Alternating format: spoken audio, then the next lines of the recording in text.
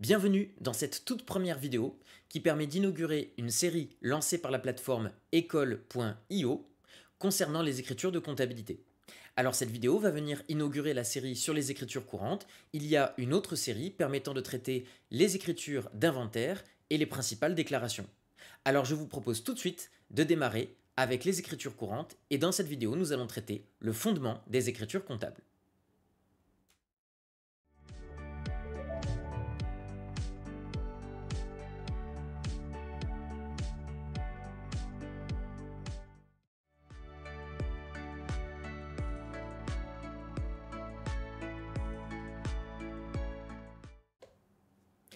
Commençons par poser une première question fondamentale.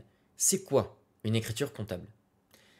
Comprenez qu'une organisation, une entreprise, une administration, peu importe, agit au sein d'un environnement. Cet environnement, il est constitué entre autres des clients, des fournisseurs, des salariés, des actionnaires. Et l'entreprise interagit quotidiennement avec cet environnement en échangeant des produits finis, des marchandises ou tout simplement de l'argent. Et donc concrètement, c'est ce que l'on appelle des flux. Eh bien, chaque écriture va permettre d'enregistrer les flux entre l'organisation et son environnement. Alors pour cela, on va donc recourir à des comptes, d'où le nom de comptabilité. Ces comptes, fondamentalement, ce sont des tableaux structurés en deux colonnes, débit et crédit. Alors on dit généralement que le crédit va marquer l'origine du flux, tandis que le débit en marque la destination, c'est-à-dire qu'un flux a toujours un sens ou une direction. Cela permet aussi de comprendre pourquoi une écriture est toujours équilibrée. C'est parce que la valeur à l'origine du flux est égale forcément à la valeur de la destination du flux. Évoquons ici un document comptable très important, le bilan. Alors sans rentrer dans le détail, retenez une idée, c'est que le bilan permet de marquer la position nette de l'entité vis-à-vis de son environnement. Alors qu'est-ce que ça veut dire position nette? Ça veut dire, disons, le fait qu'elle est débitrice ou créditrice vis-à-vis de son environnement, c'est-à-dire qu'elle doit de l'argent à son environnement ou au contraire que c'est l'environnement qui lui doit de l'argent.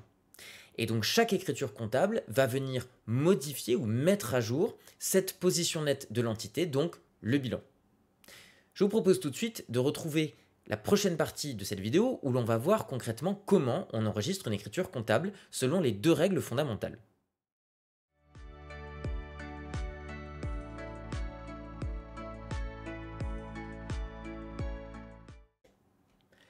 Alors la première règle fondamentale, c'est la règle d'équation ou d'équilibre du bilan. Je vous ai dit précédemment que toute opération permet de mettre à jour le bilan, donc la position nette de l'entité, mais puisque toute écriture est équilibrée, le bilan lui-même est toujours équilibré, c'est-à-dire que concrètement, tel qu'il est structuré, la valeur des flux à l'origine est égale à la valeur des flux à destination. Alors pourquoi cette règle d'équation du bilan? Parce que par expérience, j'ai noté que beaucoup d'étudiants et beaucoup de personnes qui découvrent la comptabilité ont parfois du mal avec le principe de l'enregistrement d'une écriture parce qu'en fait, ils ne se visualisent pas concrètement quelle est l'influence de cette écriture sur le bilan. Et donc l'intérêt ici, c'est de vous apprendre comment on utilise cette règle d'équation du bilan pour vous apprendre au fond comment on peut positionner les différents mouvements composant une écriture sur cette équation. Donc tout simplement, cette équation, je l'ai posée ainsi, l'actif immobilisé plus l'actif circulant, donc l'actif du bilan, est égal au passif du bilan, c'est-à-dire la somme des capitaux propres et des dettes. Et donc concrètement, ici je ne fais que poser l'équation, mais je vous montrerai tout à l'heure à travers un exemple comment on utilise cette équation finalement pour enregistrer une écriture. Surtout retenez une chose, c'est que les deux règles que je vous montre, cette règle et la règle suivante, sont vraies quelles que soient les écritures comptables. Toutes les écritures s'inscrivent dans ces deux règles fondamentales et vous verrez que mieux vous les maîtrisez ou plus vous les maîtrisez et plus facilement vous pourrez enregistrer toutes les écritures comptables. La deuxième règle, c'est la règle de concordance entre les notions de débit-crédit que j'ai évoquées et la notion d'actif-passif du bilan. Je vous montre ici ce tableau. Comprenez que tout flux qui va conduire à une augmentation de l'actif devra être enregistré au débit du compte concerné, donc vous allez le voir au débit du journal. Je peux me permettre ici d'évoquer le fait que le journal, vous verrez, c'est au fond un document qui permet d'enregistrer toutes les écritures de l'entreprise de manière chronologique. Inversement, tout mouvement qui conduirait à une diminution de l'actif devra être enregistré au crédit du compte concerné, donc dans le crédit du journal. C'est l'inverse pour le passif. Tout élément qui permettrait de faire augmenter le passif devra être enregistré au crédit, tandis que tout élément qui conduirait à une diminution du passif devra être enregistré au débit. Je vous propose tout de suite de voir quelques exemples pour comprendre concrètement comment on utilise ces deux règles fondamentales pour enregistrer les écritures.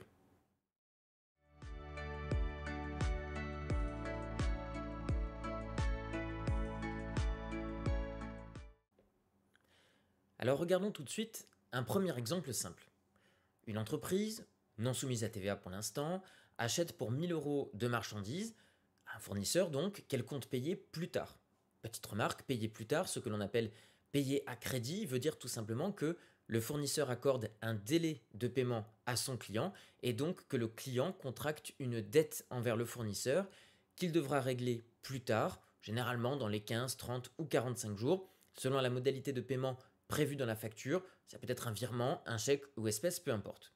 Cette facture est notée du point de vue du client FA01, comme par exemple facture d'achat, et elle est datée du 5 mars N.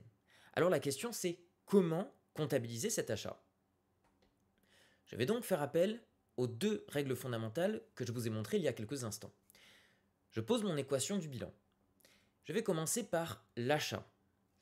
L'achat va faire appel à un compte de la classe 6, les comptes de charge, en l'occurrence le compte 607, achat de marchandises. Et regardez, je mets donc moins 1000 dans les capitaux propres. Pourquoi? Il y a une phrase que je répète souvent et que je vais dire ici, c'est la compta c'est du droit. Alors on ne se rend pas forcément compte parce qu'on a l'impression que la comptabilité c'est quelque chose de très chiffré, et c'est vrai. Mais en réalité, vous verrez petit à petit, et plus vous comprendrez la comptabilité, plus ça vous semblera évident, qu'en réalité, la comptabilité, ça n'est rien d'autre que la retranscription quantitative, finalement, d'opérations qui ont une influence juridique ou qui ont une nature juridique. Eh bien, regardez ici comment ça se passe. Concrètement, j'ai donc dit que j'ai fait un achat de 1000 euros. Peu importe le fait ici qu'il soit payé tout de suite ou plus tard, ça n'a pas ici de signification. Le simple fait d'avoir fait un achat conduit à une réduction du résultat net de l'entité. Je vous rappelle que le résultat est calculé comme la différence entre les produits classe 7 et les charges classe 6. Donc concrètement, lorsque j'effectue un achat, je vais venir réduire le résultat net. Or, le résultat net se situe dans les capitaux propres de l'entité. Là encore, pourquoi? Parce que le résultat net, juridiquement, appartient aux propriétaires de l'entité, c'est-à-dire ses associés ou ses actionnaires. Et bien donc concrètement, cela veut dire que je vais avoir moins 1000 dans les capitaux propres parce que je réduis le résultat, donc les capitaux propres, donc je le verrai après, le passif du bilan. Je mets donc moins 1000. Par la suite, je vais regarder la dette. Je dois 1000 euros plus tard, je contracte donc une dette envers mon fournisseur, je mets donc plus 1000 ici dans les dettes. Alors, une erreur qui est souvent commise, c'est de mettre moins 1000 parce que ceux qui découvrent la comptabilité se disent c'est de l'argent que je dois, donc de l'argent que je dois, ça fait baisser mon bilan. Concrètement, ne raisonnez jamais comme ça. Jamais, jamais, jamais, ce serait une erreur. Il faut bien que vous compreniez que le bilan ici retrace, entre autres, l'évolution des dettes. Or, les dettes, ça représente un stock d'argent que l'on doit, encore une fois, à des fournisseurs ou à l'État ou aux salariés, peu importe. Donc dès l'instant où je dois de l'argent, eh bien lorsque je vais enregistrer mon écriture, je vais montrer que j'ai temporairement une augmentation de mon stock de dettes. Donc je mets bien plus 1000 pour le compte 401 fournisseurs dans mes dettes. Regardons maintenant l'utilisation de la deuxième règle, la règle de concordance. Je commence donc par les moins 1000. Eh bien, je vous redonne ici le raisonnement. Baisse du résultat, donc baisse des capitaux propres, donc baisse du passif. Or, d'après la deuxième règle de concordance, je vous ai montré qu'une diminution du passif doit être enregistrée au débit du compte concerné, donc au débit du journal. Pour ce qui est de la dette, eh bien, j'ai dit que c'est un paiement à crédit, d'où une augmentation des dettes, donc une augmentation de l'actif. Qui dit augmentation de l'actif dit enregistrement dans le crédit du journal, parce que dans le crédit du compte. À présent, regardons comment nous allons enregistrer l'écriture de cette opération. Alors regardez d'abord que un journal, et comme souvent en comptabilité, c'est un tableau structuré d'une certaine manière, avec des règles qu'il faut connaître pour enregistrer correctement les écritures. D'abord, vous remarquez la date de l'opération qui correspond ici à la date de la facture, c'est-à-dire le 5 mars N. Par ailleurs, j'enregistre les montants des différents mouvements. Alors, une petite remarque ici, j'ai écrit 1000,00. Vous pourriez me dire, oui, les centimes finalement, ça n'est pas très important. Retenez que concrètement, en comptabilité par convention, on marque les centimes, même s'il n'y en a pas. Donc habituez-vous, si vous voulez faire les choses vraiment correctement, à mettre, comme dans mon exemple ici, 1000,00 euros, puisqu'évidemment, il faut également rappeler dans quelle unité monétaire j'enregistre mon opération. Ensuite, le numéro du compte. Alors ces numéros, il ne faut pas les inventer évidemment. Ces numéros se retrouvent dans le PCG, le plan comptable général, qui est en quelque sorte le dictionnaire des différents comptes qui donne leur numéro et leur intitulé. Vous voyez ici 607 le numéro qui va avec l'intitulé achat de marchandises. Remarquez également une chose, c'est que je commence toujours par enregistrer les comptes qui sont au débit et ensuite, je mets les comptes qui sont au crédit en les marquant par un alinéa comme j'ai fait ici. Donc vous voyez, j'ai écrit 401 fournisseurs et j'ai décalé le mot fournisseur. Enfin, il y a ce que l'on appelle la pièce justificative. Et on voit tout de suite un autre rôle de la comptabilité.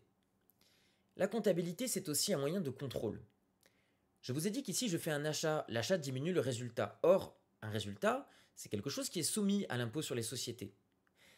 Donc il y a une incitation fiscale au fait de faire des charges, et inversement, je vais devoir payer davantage d'impôts lorsque je réalise des produits. Donc c'est quelque chose d'assez sensible, entre guillemets. Eh bien imaginez que mon entreprise soit contrôlée, et j'ai enregistré dans mon journal un achat qui a donc diminué mon résultat, donc mes impôts. Eh bien le contrôleur doit pouvoir vérifier que cet achat est légitime. Donc il va regarder la pièce justificative liée à cet achat. Donc ça veut dire qu'en dessous de mon écriture, je dois enregistrer la pièce qui va avec, ici facture FA01, d'où l'idée évidemment que je dois conserver d'une manière ou d'une autre cette facture, physiquement ou numériquement, pour que le contrôleur puisse tout de suite aller vérifier qu'elle a régulièrement été passée. Prenons maintenant un deuxième exemple. Supposons qu'une entreprise, cette fois-ci assujettie à la TVA, on va dire au taux de 20%, le taux classique, qui vend au comptant pour 1000 euros hors taxe de produits finis. Donc vendre au comptant, ça veut dire que nous sommes payés grosso modo tout de suite ou vraiment extrêmement rapidement. Nous enregistrons cette facture FV01 datée du 10 mars N. Là encore, regardons à travers les deux règles fondamentales comment nous allons enregistrer cette écriture. Je commence donc par la première règle, la règle d'équation ou d'équilibre du bilan. Je repose mon équation et je vais commencer ici par le produit. Là encore, je vous rappelle qu'un produit va venir augmenter le résultat net. Or, je vous l'ai dit, le résultat net appartient juridiquement au propriétaire de l'entité. Je dois donc l'enregistrer dans les capitaux propres qui vont augmenter. Ensuite, la dette. Alors pourquoi augmentation des dettes? Il y a une autre vidéo qui vous explique plus en détail le mécanisme de TVA. Je vais ici le présenter rapidement. Nous ne sommes qu'un intermédiaire, nous en tant qu'entreprise, entre le client final et l'État, en tant que percepteur ou collecteur de la TVA. Donc lorsque je facture une vente assujettie, donc c'est-à-dire sur laquelle il y a de la TVA, et bien concrètement, mon client, si tout se passe bien, va me payer la totalité, y compris la TVA, on dira TTC, toute taxe comprise, mais je ne garde pas la TVA, elle ne m'appartient pas. Je devrais la rendre à l'État. D'où le fait que j'enregistre, lorsque j'enregistre cette vente, une TVA collectée pour le compte de l'État. Donc c'est une dette parce que ça veut dire que je devrais rendre tôt ou tard cet argent à l'État, très exactement lorsque j'effectuerai la prochaine déclaration de TVA. Enfin, il me reste le plus 1200 ici dans l'actif circulant. Pourquoi? Parce que j'ai dit que c'était une vente payée comptant, donc ça veut dire que le client va me payer tout de suite ou vraiment très rapidement. Donc j'enregistre un mouvement, par exemple ici un mouvement bancaire sur le 512. Le compte bancaire de l'entreprise dans le bilan se situe en bas de l'actif circulant. Donc puisque l'argent rentre, je vais augmenter mon compte bancaire, donc augmenter mon actif circulant, d'où le plus 1200 ici pour le compte 512.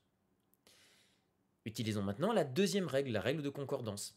Eh bien, je recommence par les plus 1000, augmentation du résultat, augmentation des capitaux propres, donc une augmentation du passif, ce qui devra être enregistré au crédit du compte, donc au crédit du journal. Pour le plus 1200 de la TVA, eh bien c'est la même chose, augmentation de la TVA, donc augmentation des dettes, là encore augmentation du passif du bilan, je l'enregistrerai au crédit de mon journal et donc de mon compte. Enfin, pour le plus 1200, eh bien, vous voyez, augmentation du compte banque, donc augmentation de l'actif circulant, donc de l'actif, Et donc ça, je vais l'enregistrer au débit de mon journal. Vous remarquez là encore, à travers ce premier exemple et ce deuxième exemple, que mon écriture est toujours équilibrée puisque j'ai bien respecté l'équilibre d'équation ou d'équilibre du bilan. Donc surtout, j'insiste bien pour que vous utilisiez, que vous intégriez ces deux règles fondamentales parce qu'elles sont vraies pour toutes les écritures comptables. Regardons à présent comment nous enregistrons cette écriture. Donc vous voyez ici, je commence encore une fois par les débits, donc je mets 512 banques pour 1200,00. N'oubliez pas de marquer les centimes même s'il n'y en a pas. Et ensuite je mets les crédits, donc 701 ventes de produits finis pour 1000 euros. La TVA 44 571 est à TVA collectée pour 200 euros. Et n'oubliez pas bien sûr la pièce justificative, ici la facture de vente FV01.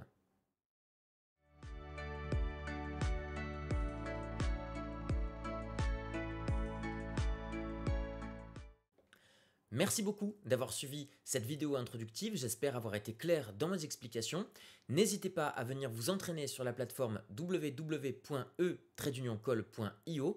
Je vous rappelle qu'il s'agit d'une plateforme sur laquelle vous pourrez venir vous enregistrer et vous entraîner sur toutes les écritures de comptabilité et en plus en obtenant directement une correction personnalisée afin de comprendre précisément la nature de vos erreurs puisque la plateforme génère un commentaire adapté à vos erreurs. Donc je vous remercie encore une fois et je vous dis à très bientôt sur ecole.io.